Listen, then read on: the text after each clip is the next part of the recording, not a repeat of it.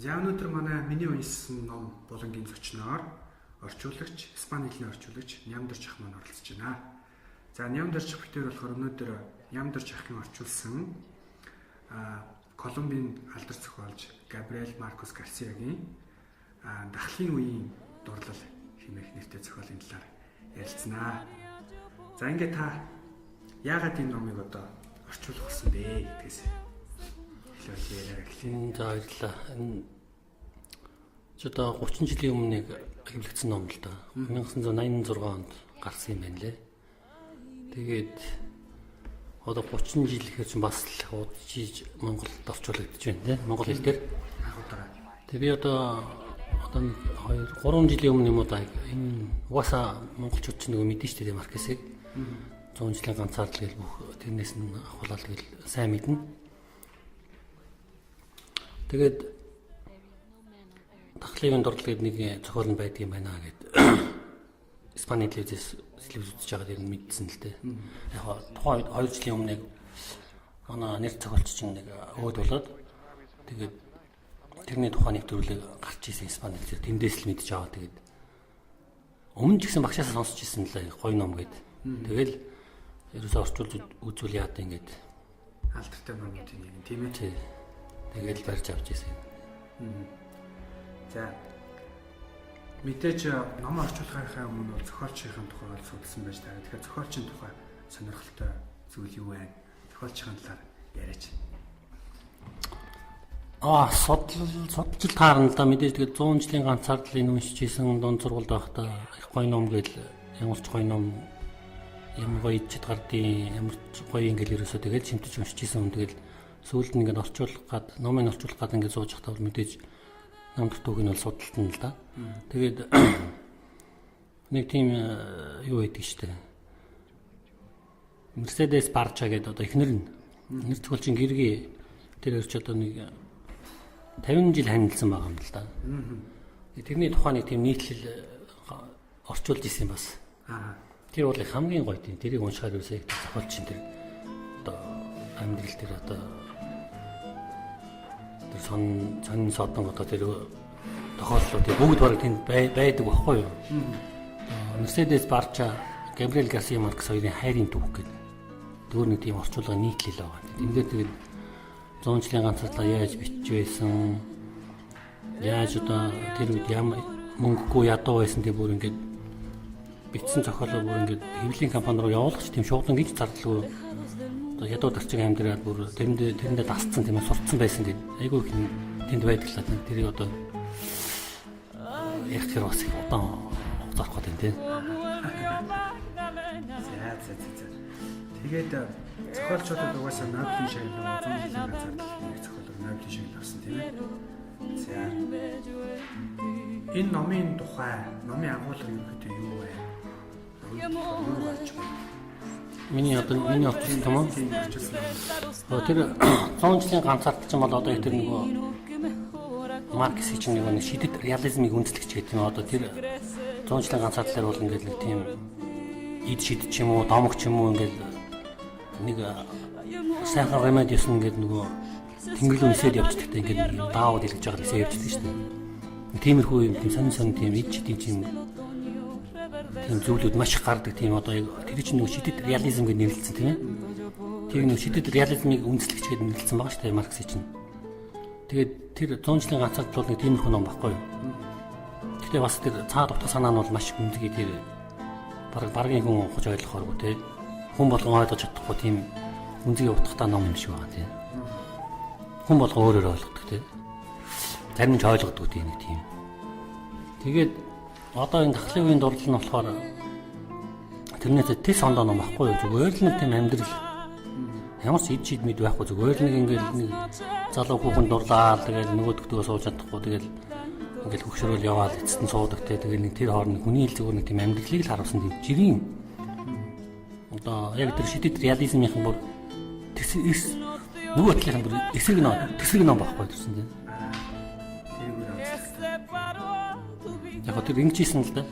Сүүлд тэр ярилцлагын сонсож байхад бол өөрөө ярьжсэн би зургатаар үзчихсэн. Тэгээд 100 жилийн ганцаард чинь одоо ийм ингэ сонин ном шүү дээ тийм.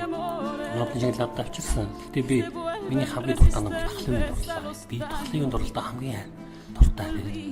Энэ хамгийн гоё нэг Тахлын дурлал гэж яг өөрөө хэлж ийсэн баггүй тэр. Зохиолч өөрөө. Би тэгээд ингэж бодож байлаа л да.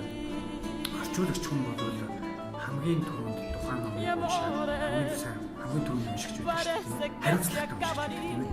Тэгэхээр уншиж байхдаа одоо танд ямар мэдрэмж төрж байгааг одоо тэр номыг Тахлын дурлалыг уншиж байгаа.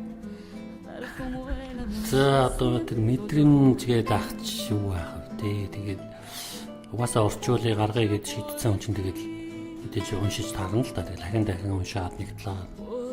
Ер нь бол нэг 14-5 уншиж байгаа чинь орчуулж байгаа юм. Тэгээд төрсөн мэдрэмж гэж одоо тэр зохиолын үйл явдал юм да. Тэр төсөөлж явахгүй тэр гэж одоо. Ч одоо ямар сонь зохиол вэ? Яасан Флорентино Аризасын ямар аимшигтай хүн бэ те. Яг нэг тиймэрхүү юм бодоод одоо жишээлбэл тэр зохиолынхоо одоо үйл явдалд ингээл яг дотор нь бас ингээд татагдаад тийм ээ. Одоо амьдрын гэж ярьдаг ш тийм ээ. Тэр зохиолоор амьдрал тэгэл орчуулсан байна. Тэгээд дотор нь ороод яг ингээл тухайн үеийн тэр үйл явдал тэр бүлэг онгоц тэр гол мөрний бүлэг онгоцоо хөөсч ийсэн гээл тэр тахал махсан гэл тийм. Тэгээд нөгөө хайр дурлал явж байгаа байхгүй тийм аюу. Тэр хайр дурлалын ном шилжиж байгаасан. Тэр нөгөө хайртай залуу Флорентино Ариза. Тэр залууг өөрөө ярьж хэлж байгаа. Хэрэг надад тийм юм болсон бодоод тийм удаан жил одоо тэр залуу гэж тэр чинь яг хэвдээ нөгөө зохиолоороо бол 20-од одоо 20 эдгээр залуудаа танилцаад тэр чинь бүр хөвшин одоо бүр 70-80 хүрчээд ингээд тэрнтэйгээ сууж байгаа зохиол шүү дээ. Тэгэхээр одоо би чинь ямар тийм хөвшин хүн биш дээ. Тэр чинь тийм мэдрэмж танд төрсөн байх зүгээр. Ийм эхлээд уншиж байхад энэ яг ч тийм хайр дурлалын хон одоо яг шулуухан ярих юм бол одоо хүүгнүүдийг яаж өөртөө татах вэ тийм ээ. Одоо яаж тэр хайртай бүхнийг яаж олж авч суух вэ тийм ээ. Тийм л ном баггүй юу угаасаа. Тэгээд яг уншиж байхдаа ингээд энэ бол боломжгүй юм байна. Амьдрал дээр ерөөсөө энэ огт боломжгүй гэж би яг уншиж явах орчуулж явах үедээ бол бодож исэн л да. Гэвч орчуулж дуусаад хэмлээ тэгээд ингээд зүйлд нь бодож явах тийм ээ. Энэ одоо энэ чинь ер нь боломжтой юм шүү. Ингэж хайрч дурлаж болох юм биш үү гэж нэг тэгж бодогдчихсэн дээ. Гажиг мэдрэмж за номыг уншиж байгаа хүмүүс таны энэ орчуулгын бүтээлийг уншиж байгаа хүмүүс энэ номоос одоо юуг аваасаа ямар урам зориг эсвэл ямар мэдрэмж эсвэл ямар одоо юу гэдэг те юуг аваасаа гэж бодсон бэ? Боддог бай. За тэрийг ч бас бодсон л доо яг одоо мэдээж тийм агуу зохиолч юм чинь тийм агуул бичэн штэ тийм ээ. Одоо яг тэр хүний нөгөө нэг үгээр уярах гэдэг шиг яг нөгөө зүгээр үгээр уяраадаг байхгүй Маркс гоч нэрсээ. Тэгэл бичсэн юм яг зохиолын уншаал ингээл одоо жодлоо гарцсан тэгээд хүмүүс уншсан тэгээд цөөнгөө хүн надад сэтгэлээ хэлж ийсэн л да тийм. Энэ ямар аймаар зохиол вэ те. Энэ одоо би энийг хүлийн зөвшөөрөхгүй гэж маш олон хүн хэлж байгаа байхгүй. Зарим нь болохоор одоо тэгж хэлсэн хүн ч надад одоо нэрийг хэлээд явахаараа энэ бол яг баг миний амьдрал байна энэ тийм. Би энэ номноос яг өөрийгөө олж харж байна. Одоо тэр нөгөө нэг Флорентино гэдэг шүү дээ тийм. Одоо яг өөрийгөө олж харсан тэгэл эсвэл зарим нь үл хүлээн зөвшөөрсөндөө тэгэл янз янзын сэтгэлтэй хүмүүс байгаа уншигч. Гэтэ ном гэдэг чинь тийм л байгаа шүү дээ. Угаасаа нэг хүн таалагдана, нөгөө хүн таалагдахгүй, нэг хүн бүр гүн сэтгэл үлдээж явах нөгөөдөрт ногт сэтгэл үлдээхгүй тий. Тэр чинь Маркс аахгүй. Ямар сэтгэл үлдээлгүй ингээд нөгөө тэр хүн уурлаад ном уншаад ураад хаялаа шүү дээ. Энэ ямар тэнэг ном бай гин. Тэр чинь хүн сэтгэл ш тийм биз дээ. Эсвэл уурлаад тэргээ шийдээд яг би нөгөө хүмүүс юу өгөөсөө гэж бодсон мэй гэвэл энэ чинь нөгөө одоо хайр дурлалын л тухайн ном байхгүй юу? Одоо яг одоо өмнө нь бол та нэг хоёр зохиолыг орчуулсан байгаа шүү дээ. Нөгөөдөө сексийн талаар бол ерөөсөө чөлөөтэй бичдэг хүн байгаа шүү тийм ээ. Чөлөөтэй зовх юм байхгүй ерөөсөө. Яг бол тэр бол нөгөө угаасаа Латин Америк сэтгэлгээ авахгүй юу? Тэр одоо хүн эргүүлэх одоо тэр хүн фанатах гэдэг юм уу яг шулуугаа ярил те. Хүн эмэгтэй хүнийг уруу татах матахтай сэтгэлийн тат яаж татах уу гэх тэр ерөөсөө тийм Латин Америкчуудын бол ерөөсөө тийм энгийн сэдв байхгүй юу? Бид нар л нөгөө монголчууд л ичээл сонин бодоод байдаг болохоос ш тэр хайрлаж дурлан мурлан гэдэг чинь бол ерөөсөө тийм айгу чөлөөтэй тэр Латин Америкчууд бол ингээд бүр хөгжүүлсэн хүмүүс л тийм. Тэрийг бол гэхдээ тэр Маркс бол гэхдээ чиний яриад байгаа тэр юу гэж юм бол яг тэгж детальчилж тэр нарийн бичдэг байхгүй ерөөсөө тийм бичихгүй зүгээр л одоо ингээд нэг амраг ч юм уу тийм амраглалаа энэ төрөл ингээд явждаг байхгүй. Тэрнээс чи яг тэр үйл явцыг ингээд детальчлал яг ингэсэн тэгсэн тийм ерөөсөө байхгүй тэнд зөвхөн ерөнхий ингээд юм явждаг байхгүй тэнд бол. Гэхдээ бол тэрийг ерөнхийдөө бол тэгэл яг дандаа л эмэгтэй хүний тухай хайр дурлал эрэгтэй хүн эмэгтэй хүнийг яаж татах вэ тийм ээ яаж панаалах вэ гэж. Тэрийг ерөөсөө аяг гоё битсэн байгаа тэнтэй яг. Тэгээд би тэр түрүүн асуужсэн нэг жоохон хадаараа авчлаа нөө. Яг энэ номыг уншсан хүмүүс бол зүгээр юуг л мэдрээсэй гэж бодсон. Тэр хайр гэдэг чинь яг нөгөө хайр сэтгэлтэй ямар агуу тийм одоо дуусахгүй бүгшгүй одоо ерөөсөө хязгааргүй байдаг юм бэ тийм ээ. Жишээлбэл яг би одоо хязгааргүй гэж яагаад яриад байгаа болохоор нөгөө ингэж аахгүй зөвхөн нэг эмэгтэй хүнийг хайрлах ш тийм үү. Хайр гэдэг чинь нэг зөвхөн нэг эмэгтэй хүн зориулдаг олон эмэгтэй хүн зориулсан байхгүй. Зэрэг хайрлаж болно олон эмэгтэй хүнийг тийм. Зэрэг дурлаа зэрэг одоо тэр чинь л нөгөө энэ зохиол төр бичсэн байгаа. Тэг яг уншсан хүмүүс нь өөр өөрсдийнхөө ойлгоно үстэй. Би л яг нэг тиймэрхүү юм бодож ийсэн зүгээр энэ хайр гэдэг чинь зүгээр л хүн болгонд өгдөг зүйл тийм. Тийм ийм зүгээр тийм нэг хүн гашигдаад ингээд баригдаад угаасаа тийм өөрөө хайр ч өөрөө тийм биш байхгүй да. Зүгээр л ингээд юу яадаг.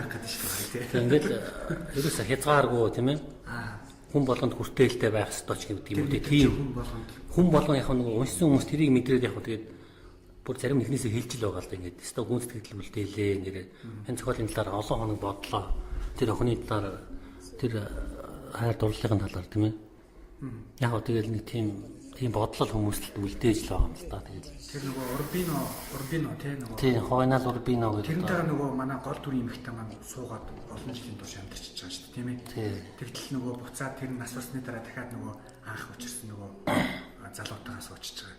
Тийм үү? Суучж байгаа юм шиг яг нөгөө өөрөө нөгөө залуудаа авд сууч чадаагүй тэр Флорентино ч анхны хайранд бүтлгүүцэн тэр Флорентино ч яг хөтэ тэр өхөн нөхрийн нас бартсан тийм ээ одоо баг 50 хэдэн жил хүлээж ийж одоо амжиж тэр анхны хайр эргүүлж олж авдаг байхгүй юу.